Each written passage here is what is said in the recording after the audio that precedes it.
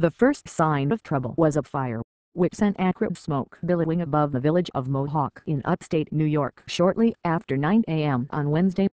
As firefighters made their way to battle the blaze, the police said, the man who set the fire made his way to a barbershop in the heart of the village and shot 4 people with a shotgun, killing 2 customers and critically wounding 2 others. He then drove a mile to a car wash in neighboring Herkimer and shot and killed 2 more people, the police said, before fleeing and setting off a manhunt.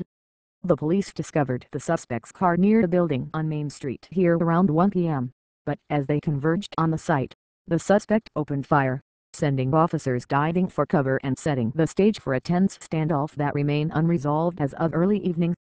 Businesses were evacuated, schools placed on lockdown, and, as heavily armed officers positioned themselves near the building, weapons drawn, the police said they were engaged in a methodical search for the suspect in and around the building and the surrounding area.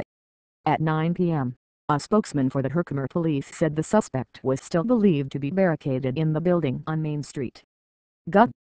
Andrew M. Cuomo, accompanied by the state police superintendent, Joseph D'Amico, rushed to Herkimer, arriving shortly after the police were fired upon and spent several hours with the authorities near the site of the standoff. "This is truly an inexplicable situation," Mr. Cuomo said in a news conference. "There was no apparent rational motive to the best of our knowledge." The suspect was identified as Kurt Myers, 64, the Mohawk resident who had only one previous arrest, for drunken driving in 1973, the authorities said. The state police identified the dead at the barbershop as Harry M. Montgomery, 68, and Michael G. Rancier, 57, and at the car wash as Thomas Stefka and Michael L. Renshaw, whose ages were not immediately available. As the sun faded over the Mohawk Valley, law enforcement officers with K-9 units continued to search buildings in the area as an armored vehicle was brought to the scene, and officials from the Department of Homeland Security and the Bureau of Alcohol, Tobacco, Firearms and Explosives joined state and local law enforcement officials. While officials said they evacuated most of those in the area, some residents remained trapped in their apartments. Pat Roberts, 47, said his girlfriend, Christina Bruce, 27, was hiding in her apartment on Main Street with her 4-year-old boy, unable to leave and with little idea of what was happening outside. "She is nervous and scared," he said. The police released a photo of Mr. Myers, who was seen frequently around town. Neighbors said he usually kept to himself and often acted strangely when he did interact with others. Superintendent D'Amico said Mr. Myers set fire to his apartment at about 9:30 a.m. before driving the short distance to John's barbershop at 17 Main Street. He exchanged brief words with the people in the shop and then, seemingly unprovoked, began shooting with the shotgun, Mr. D'Amico said. "The 2 people killed at the shop were customers," he said, "and died at the scene. The other 2 victims, including John Seymour, the shot owner, were taken to the hospital." Mr. Seymour was in fair condition on Wednesday evening at St. Elizabeth Medical Center in Utica. Mr. Myers then got into his car and drove to Gaffey's Car Wash at 318 Mohawk Street in Herkimer, about a mile away.